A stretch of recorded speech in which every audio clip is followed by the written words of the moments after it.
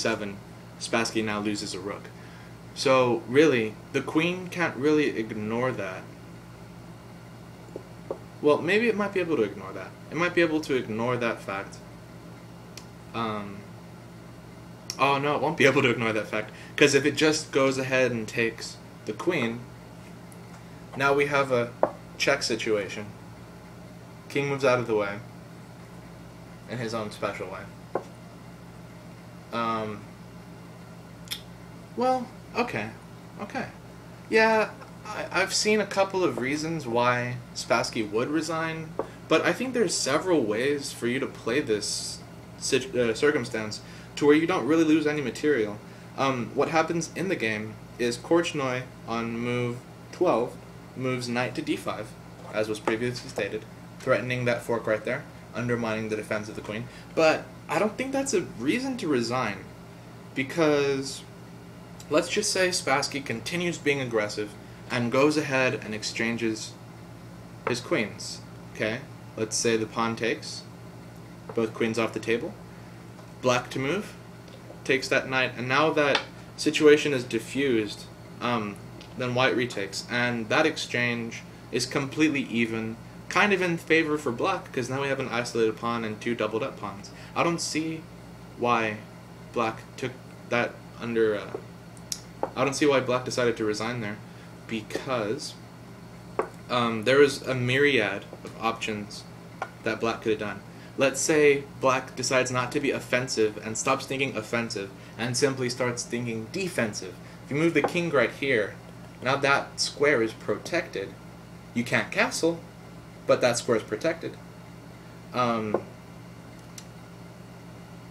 Even if rook moves here in a preemptive move, as long as Korchnoi doesn't get that beforehand. If rook moves here, then queen can still take, right? And then retake. And all that's happened is two queens have gone off the table. The same thing could happen if the king was moved right here to protect this square, or to attack that square. And there's an even exchange of material all over the place. The best situation after rook here for white is to just take and take the queens off, but now the king's being attacked. So yeah, black almost is kind of forcing white to do something else, to move its attack someplace else, because if white does take right there, then the knight will already start to come into the king's side and approach the king and start attacking. In a move's time, black can move right here and create a nice outpost for this knight, so he can jump back here whenever he wants, and he has relatively okay pawn structure. So maybe black is just not into having the knight closer, or, well, that's a good thing for black. I don't see why black would resign. If you please will tell me why black resigned. I would love to know from this point right here, because I really can't see how you'd gain the advantage if you simply did this and then you moved here. Black or white could take,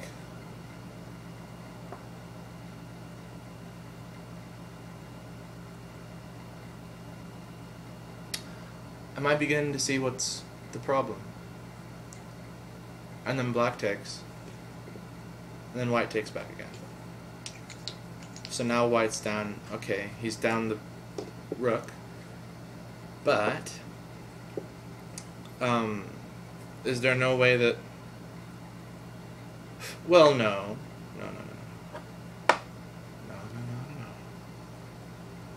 Yeah, because it was black's turn at this point. It was black's turn. Yes, it was black's turn, so black could move there, white could move there, and then before white can take, then black could move there. Because this was white's turn for 12. This could have been black's turn for 12. 12th move. 13th move, and then situation diffused. Takes, and then you take, and then now you've lost your knight. Korchnoi. What you gonna do about that?